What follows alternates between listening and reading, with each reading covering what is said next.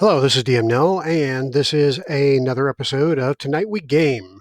And on this, my third episode, I'm going to be talking about the challenges of the aging gamer.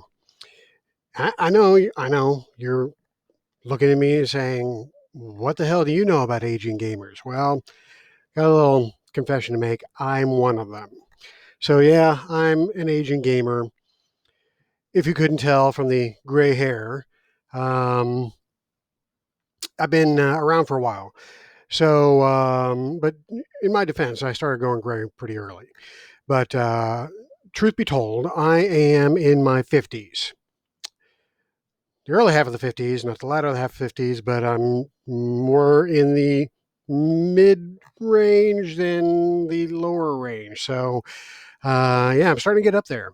And, in some ways, I'm starting to feel it in many aspects of my life. But I like to think that my interests, my hobbies, my involvement in the various hobbies that I have and the games that I like to play keep me young mentally, if nothing else. But I have to acknowledge that it's at some point you have to acknowledge the fact that you're getting older, and I am getting older, and it's starting to manifest in weird ways that I didn't really expect when I was younger.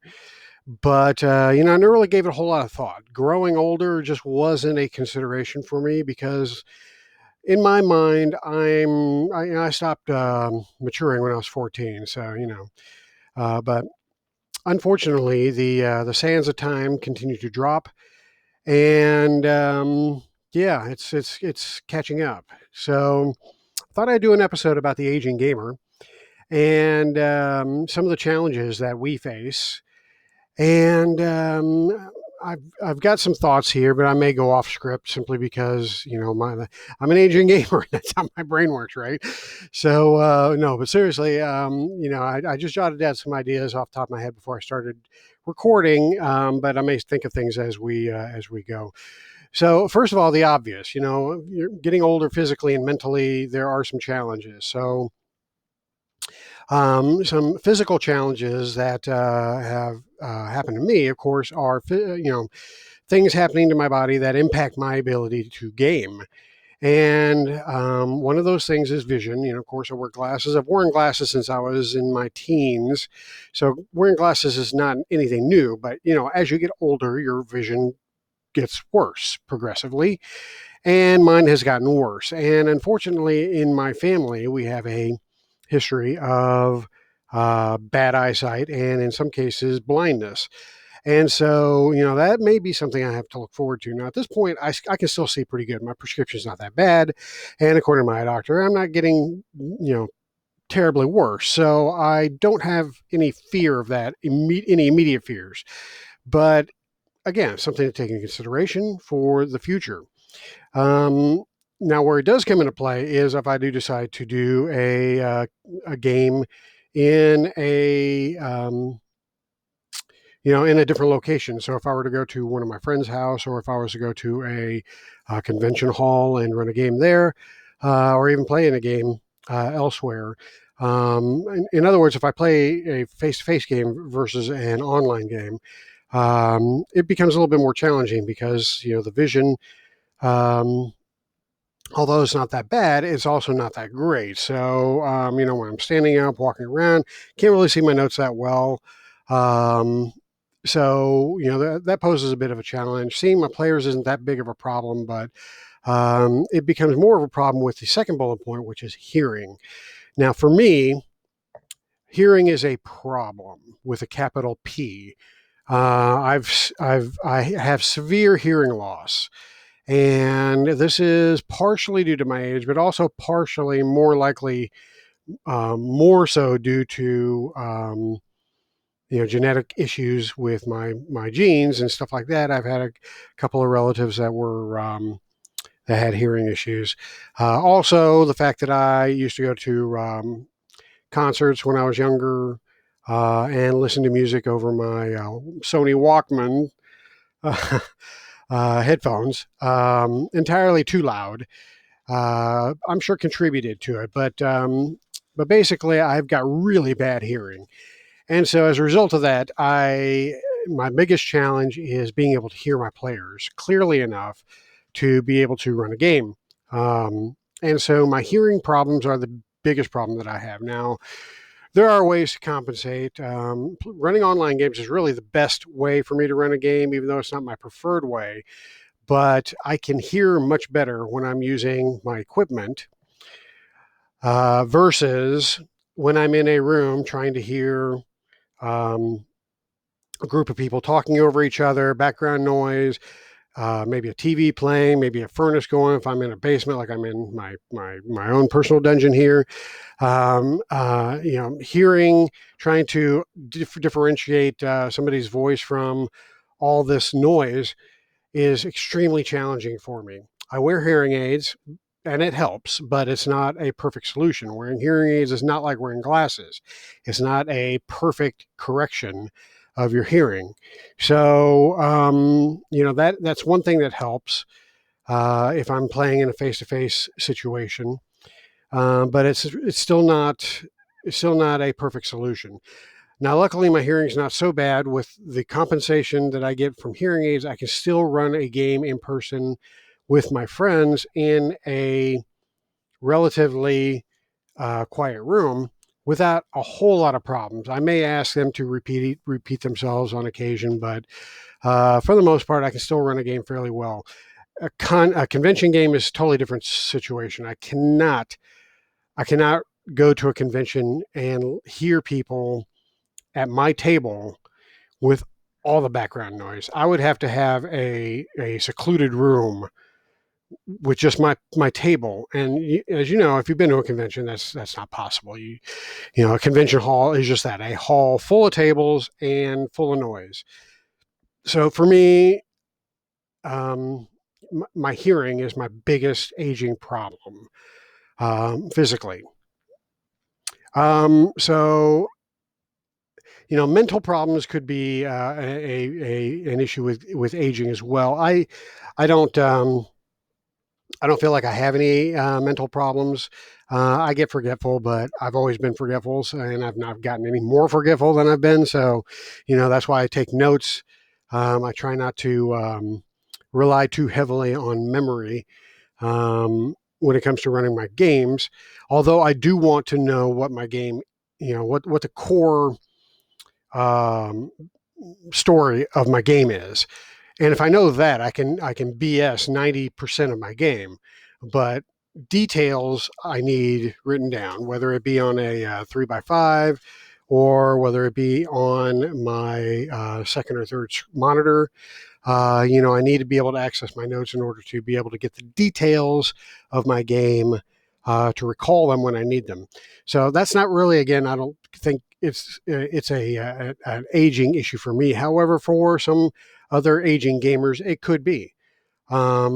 We definitely, as we get older, our mental faculties start to suffer, and so I'm sure there are many gamers out there that are my age or older, or maybe even a few that are younger that struggle with things like depression or with memory loss or things like that. I'm fortunate that I don't have to deal with those things. However, those are challenges of the aging gamer. Unfortunately, since I don't struggle with those things, I really can't, provide you with ways that I compensate for that. Um, but that might be good for some other folks out there that may be watching this video to chime in the comment section on how you deal with these things. And I can tell you this, you're just getting older and the weight of life and life's problems do get you down. I wouldn't necessarily call it depression. I would more so call it, for me, just life. Life gets you down. Just some days are better than others. Some days are worse than others. So what keeps me going, what I find lifts me up out of the doldrums when I fall into um, those mental states is gaming.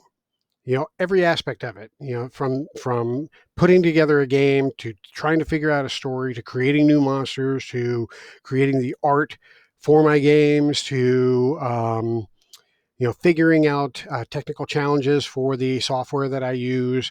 All these things help keep my brain active and keep me engaged in mental activity, mental gymnastics.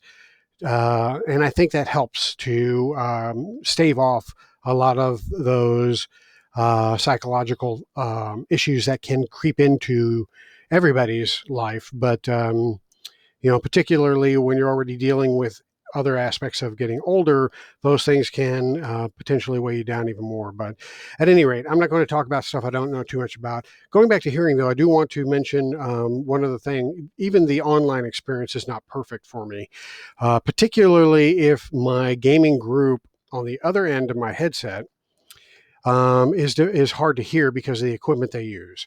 So the equipment that I use is I definitely have the dual headset, so both my ears are covered, and it's a noise canceling headset, so it keeps away a lot of the background noise. It keeps out a lot of the background noise. I also have a noise canceling mic, which doesn't help me necessarily hear better, but I can hear myself because I have microphone monitoring. Now, a lot of people don't, a lot of gamers that do video games online don't like to hear themselves over their headset. They find it distracting, but for me, it's a must. I have to be able to hear myself. Otherwise, I found myself shouting so that I can hear myself. And so I need to have that microphone monitoring aspect incorporated into either my headset or into what my headset plugs into. Now, this particular headset is a Turtle Beach headset, and it's one of their pro headsets. Um, I forget the exact model. I got the box around here somewhere. Where's that stupid thing? Oh, okay. It's the Elite Pro. The Elite Pro 1, I should say. There's an Elite Pro 2 that I haven't picked up. But this particular headset is, kind of one of the top of the line for Turtle Beach. I've tried a few. I've actually got a collection of headsets that I've tried. Several Turtle Beach headsets, a couple of others from different companies. But the one thing that I ran into very early when I was playing around with headsets and purchasing them was that not all headsets have microphone monitoring built into them. In fact, very few do. I've been fortunate that several of the Turtle Beach have that feature, but it's not something. If you look on the box, it doesn't say microphone monitoring included. That's a feature that you actually have to buy the stupid headset in order to see if they have it. Now, I just go into it assuming that the headset doesn't have microphone monitoring anymore. I don't waste my money and buy it to see if it has it. I just assume it doesn't have it. So what I ended up doing instead is purchasing um, a piece of equipment that is normally purchased by musicians for um, plugging in their audio equipment so that they can listen to themselves over their headsets while they're playing their instruments or singing or whatever the case may be. And I wish I could show this on my video camera, but it's pretty wired down, so I can't.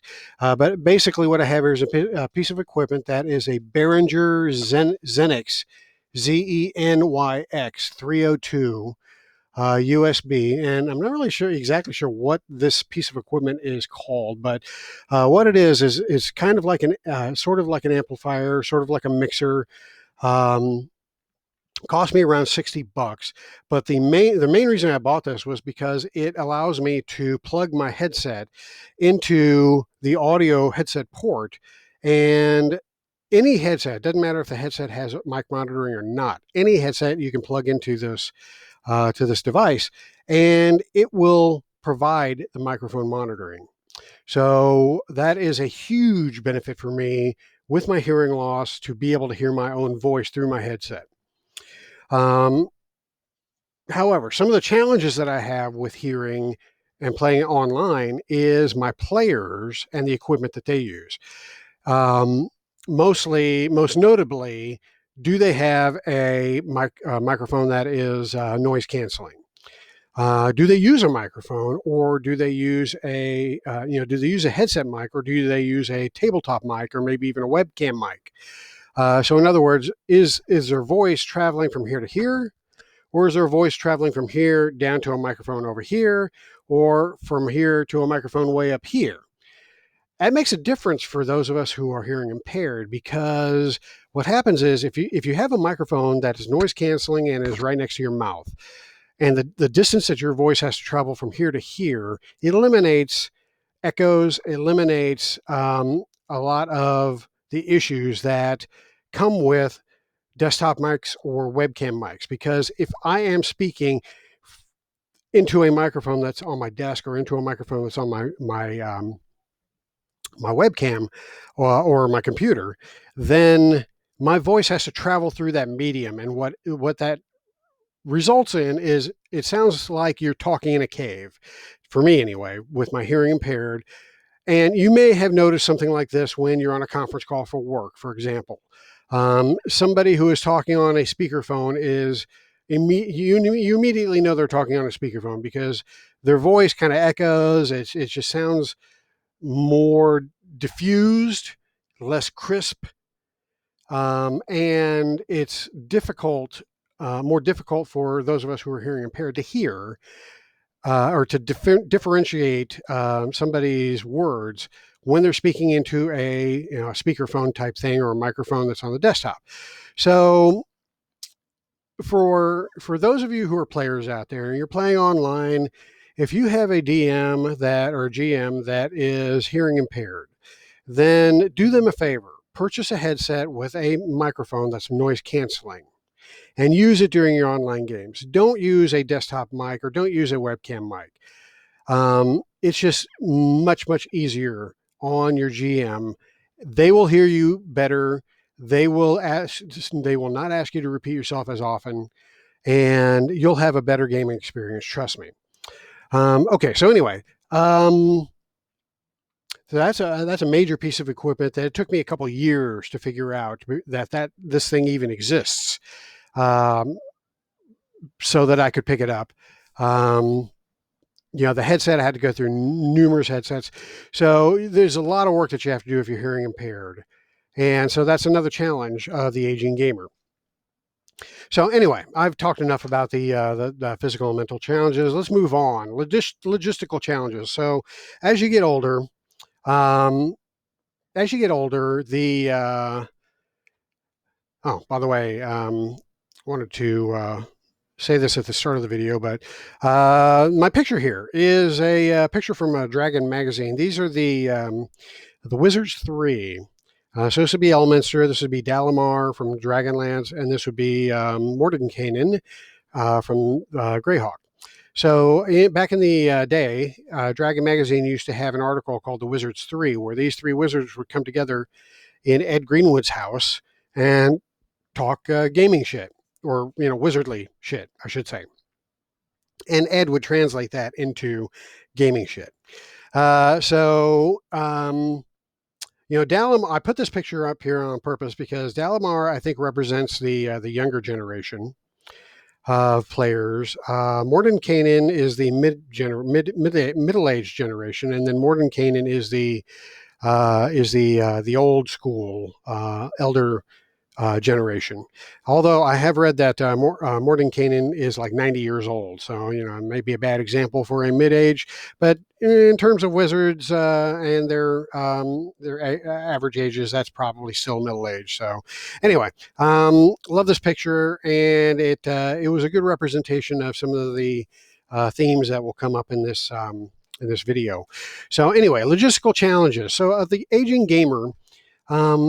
And this may be true more or less for other generations of gamers as well. But for me, being an aging gamer, it's become more and more of an issue with these two bullet points. First of all, is lack of time.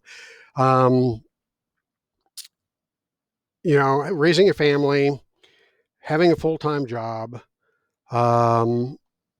trying to get your friends' calendars to line up for a gaming session. These are very challenging, and I've found that the older that I get and the older that my friends get, the more challenging it's become.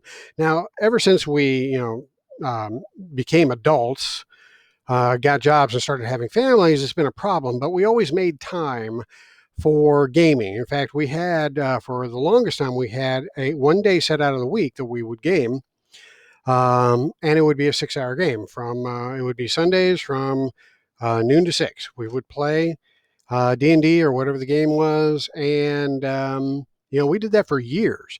But then it stopped because of life, and we've never been able to go back to that. And so, lack of time is a pretty big problem. In fact, right now, one of my closest friends that I really love playing games with, he can't play in my regular weekly game because his job requires him to get up extremely early. And that means he goes to bed extremely early, which means that he can't be in my game because he's in bed already. So that sucks. And, could I adjust my game earlier? Well, I could, but, I would basically be getting off work and trying to rush into getting into my game when, I have stuff to do after work. I can't always just go straight from work into a game. So logistically for me, I set my game at a time that fits best for me and the majority of my players. So unfortunately, I can't include one of my best friends in this game just because of that.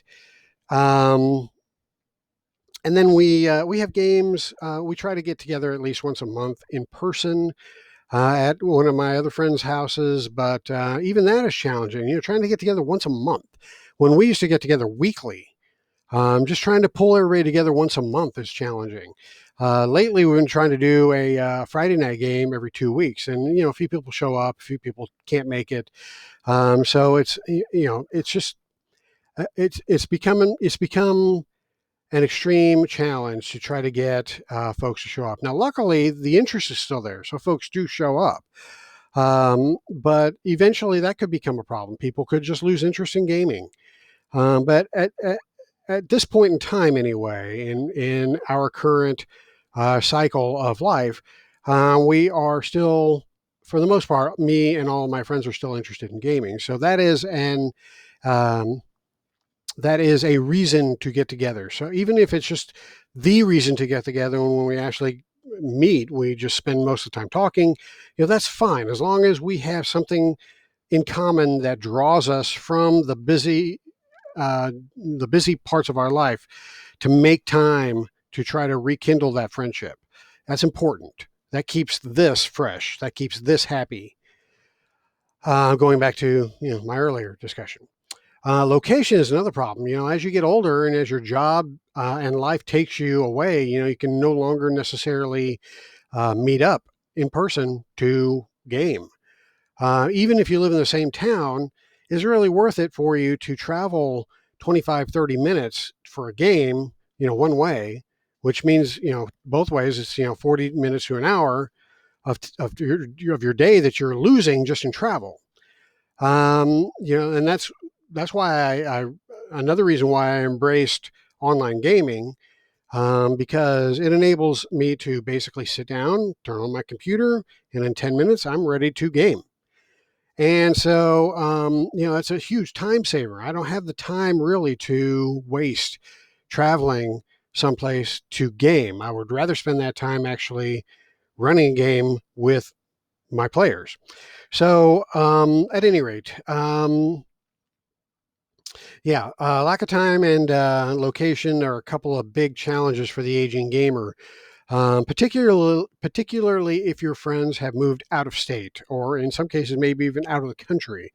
So trying to keep those folks engaged in your gaming group can be extremely challenging. Again, online gaming is a such a blessing for those of us um, that can still connect online, that can't otherwise do so.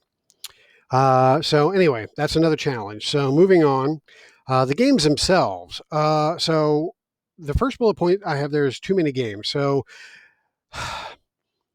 I've got a bookshelf over here full of games. I've got a shelf over here full of games. I've got a milk cart, milk carton, no, milk crate. That's what I'm trying to say, crate. I got a milk crate down here at my feet full of games. I've got a table over here full of games. I've got games everywhere. And that's a problem because I want to play them all, but there's not enough time to play. And if I have limited time, then I'm going to play a game with my friends that all of us enjoy the most, right? Or a handful of games.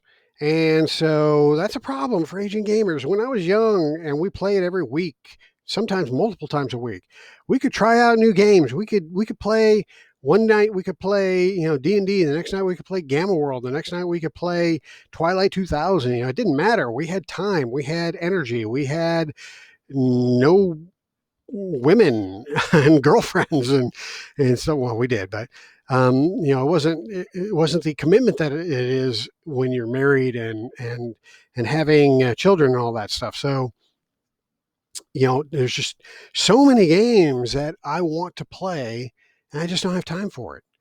And I keep joking with my friends that one of these days we're going to be so old and retired and we're going to be in a nursing home and we're going to have nothing but time and we'll finally get to all these games. I know it's a dream, but let me have it, okay? I actually even dream of creating a nursing home for gamers, retired gamers. So, send your retired gamer to my nursing home, and we will keep them young at heart with role playing games, board games, war games, you name it. We'll keep them entertained. In fact, they probably won't want visitors because that'll cut into their gaming time, right? Um, and if I ever hit the lottery, then I will definitely. That's one of the things I'll set up when I win the lottery. But you gotta play to win, and unfortunately, I don't. But anyway, too many games. That's a problem. Um, and I know that's not exclusive to aging gamers. There's plenty of young gamers that like a variety of games. But I have to tell you, after the having been a gamer for coming on 40 years, I've, like I said, I've collected a library of games, and so I don't know if younger gamers have the disposable income and the time to collect all the stuff that I've collected. But it is a fact. The aging gamer has collected stuff and has not gotten rid of it because I'm a gaming hoarder for the most part. And I would play every single game in this damn room if I had time and friends that were willing to play with me. So anyway, too many games. Edition wars. That's another problem with games like D&D and Call of Cthulhu. D&D's got 5 official editions and then several unofficial editions. Which one do you play? Well, you know, that may be a problem, but another bigger problem that I have is not which one do you play, but do any of them appeal to you? So let me explain that a little bit. Let me just use D&D as the example. But the problem is,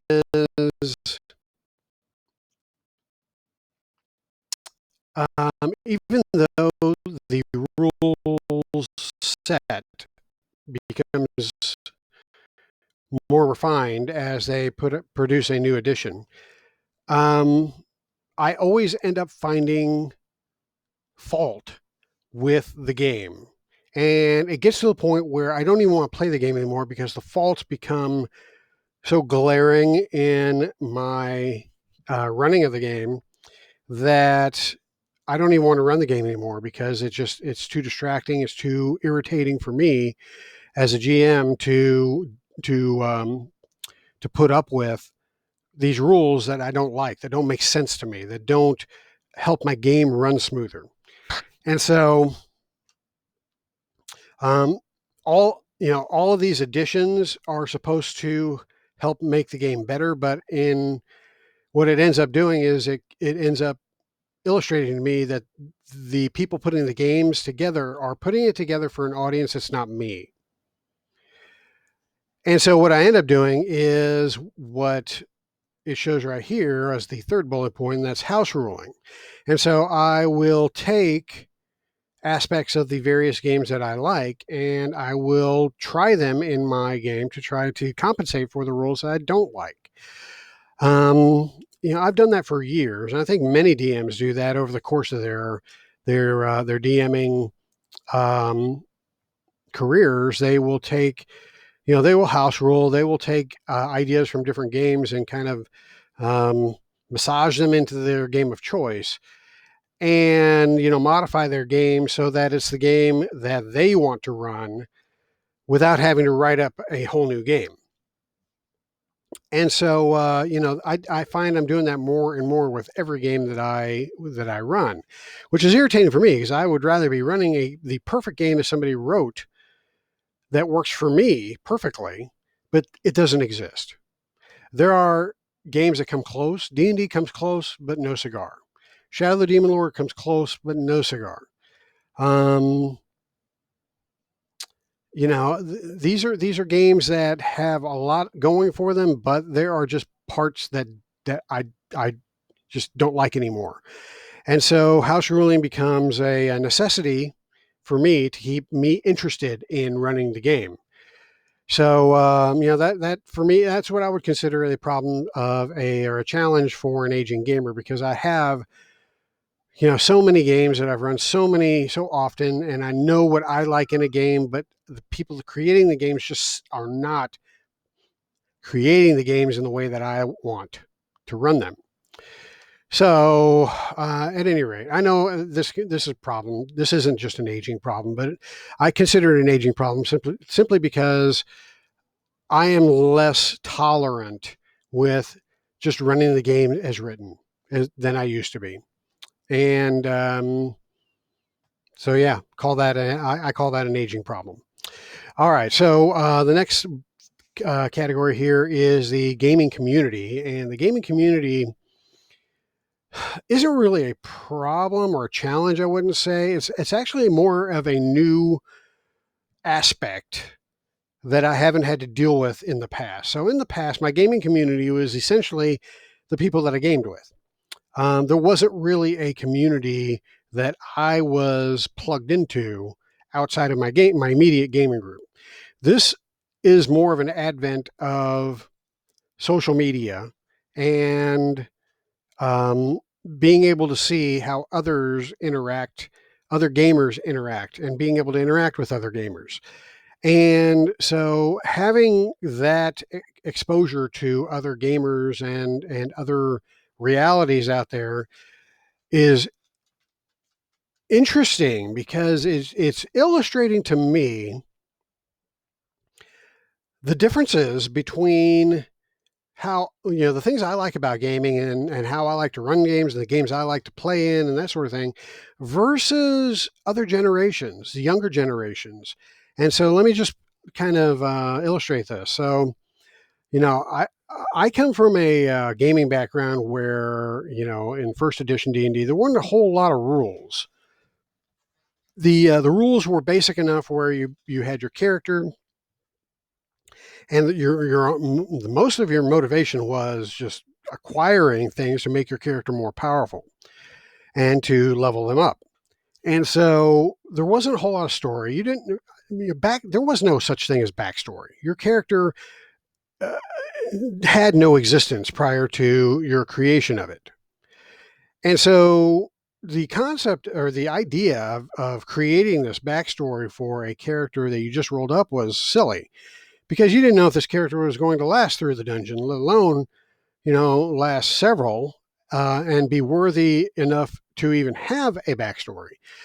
But, today that doesn't seem to be the way. I mean, today, and this kind of goes a little bit in the next bullet point as well. Today, the trends are basically focused on story and character development.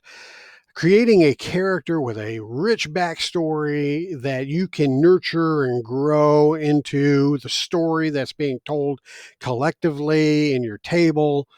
Um, yeah, that's not how I grew up with my gaming career. And so this is a pretty big difference between the current generation and my generation. That's not to say that we didn't have stories.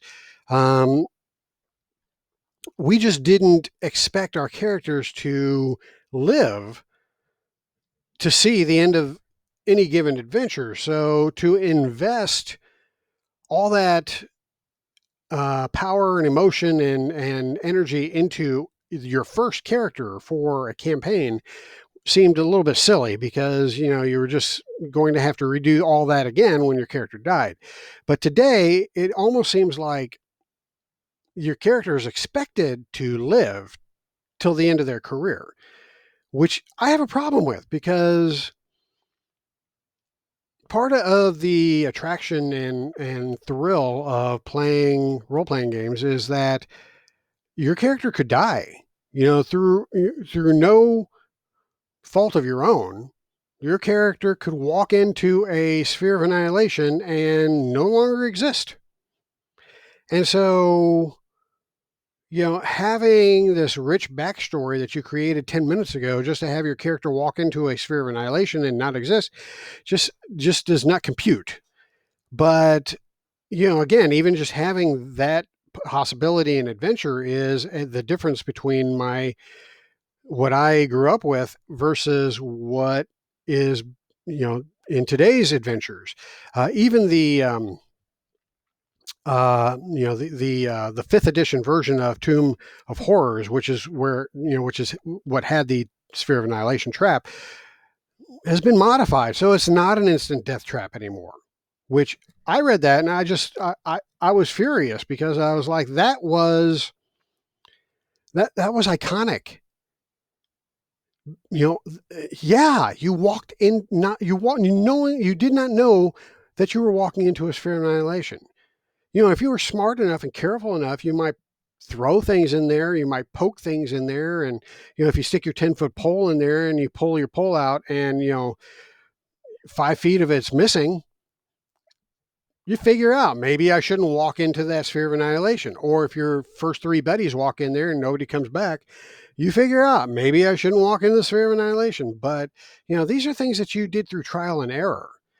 And if you're stupid and you didn't think of things through, then you stepped directly into the sphere of annihilation, and a moment later you're rolling up a new character. So yeah. That is a real difference between how adventures are created today versus how they were created before, which is it's interesting, but also a little annoying for me and probably others in my generation. I think you call us grognards, but I don't really consider myself a grognard because I like all kinds of games. I like new versions of games, and I like new ideas in games. But yeah, I do complain about stuff a lot. So maybe I am a grognard. I don't know. Anyway, so another problem with relating to younger generations is not only do they focus on character attachment and focus on the story, but they also like to bring in real world issues, not only to the table, but also into the community, into the social media discussion. And so I will frequently be either on Facebook or in Twitter, and all these political discussions and all these social issues start coming up, and I'm like, no, no, no, no, no, no, no, no. I come here to get away from that stuff. I game to get away from that stuff. I don't want that stuff in my games. And yet the younger generations seem to want to bring those things into the game and incorporate those things into the game, and make sure that there's equal representation in all the published material and all that stuff. And I I don't game to pay attention to that stuff. I game so that I can get away from the frustrations of the real world. And social issues are a big frustration. Political issues are a big frustration.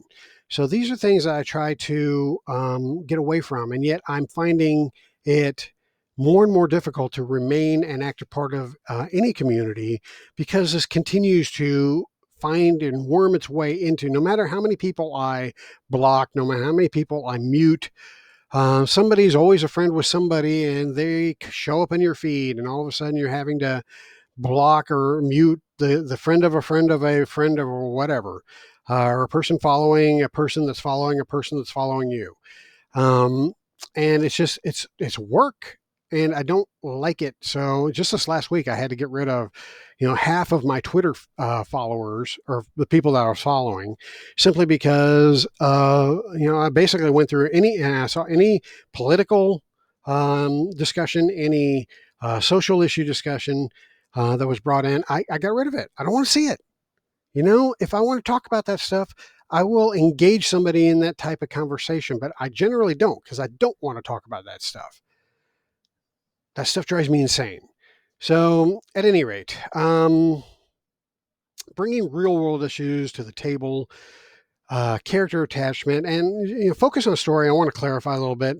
Every one of my campaigns that I run has a story. I used to have really in-depth stories until I realized that none of my players gave a shit about my story. All they care about is acquiring power for their characters and leveling up and having fun. That's all they care about. They don't care about my political intrigue. They don't care about, the incredibly clever traps that I created, or they don't care about the world that I built and the all the imagination and inventiveness that went into it. They don't care about any of that stuff. I care about it. So, I create that stuff for me, but my players don't. All they care about is getting together, talking about, stuff, reminiscing, rolling some dice, playing games that we all enjoy, and having a good time. That's what they care about. And I don't begrudge them that, but it took me a long time to realize that me creating these stories was a waste of my time if my goal was to impress them, because they weren't paying attention. They don't care. So that got me in a better place mentally with creating adventures, because for a while there I was pretty frustrated.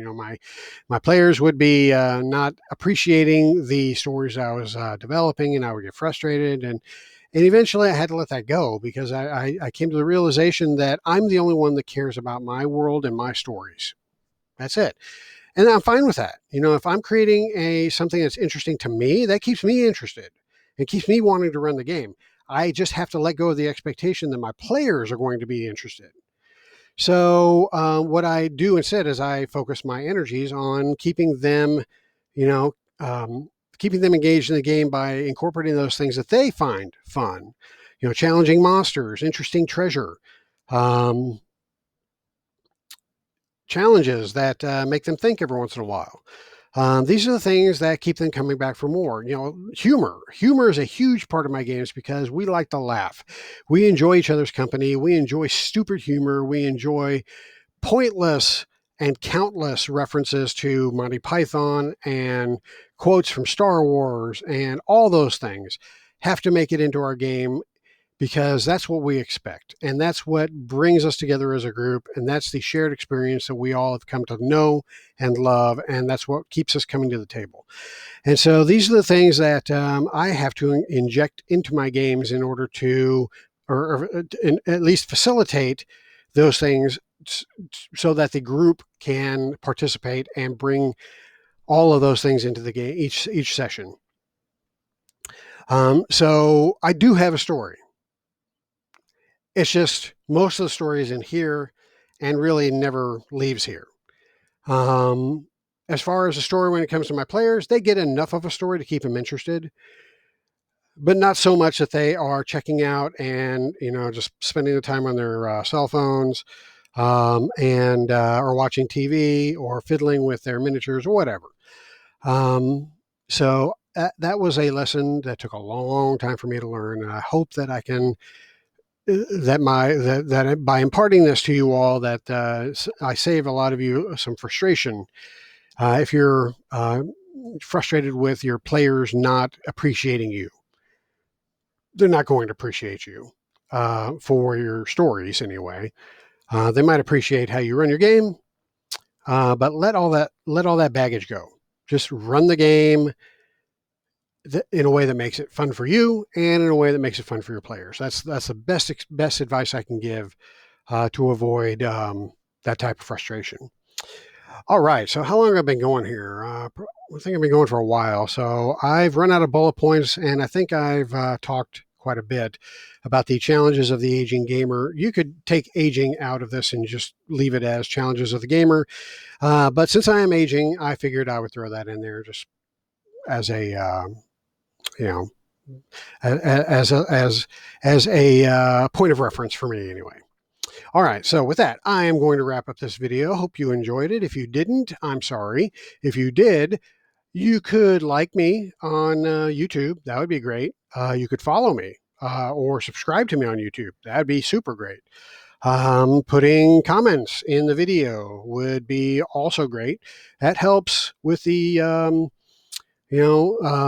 helping with the algorithm to get these videos more visible. Maybe more people watch them. That'd be great. Although not important to me. I do these videos because I find it fun, and it's just nice to talk to an audience that has similar likes, and maybe enjoy this type of video. I enjoy these types of videos, and there's not enough of them out there. So I wish there were more, and so I'm creating one more, at least for you all to enjoy or to ignore as you see fit. So anyway, I'm going to go ahead and wrap this up and go get some, take my walker upstairs and have my wife spoon feed me. So I appreciate you all watching, and I will catch you next time. Game on.